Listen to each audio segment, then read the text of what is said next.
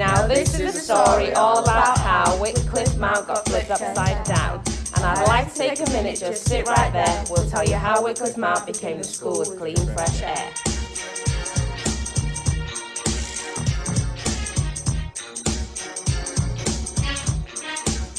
In Whitcliffe Mount, born and raised, on the playground is where we spent most of our days. Chilling out, maxing, relaxing all cool, and thinning some litter inside a school. When a couple of kids, who were up to no good, started dropping litter in my neighbourhood.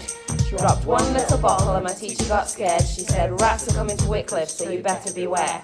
I called Miss Murphy and she came near, but detention said, you're out of here. If anything I could say this debt was fair, but I thought, forget it, you're right, clean fresh air. I pulled up to school about 8:30 and I yelled to my friends, yo ho, spin you later.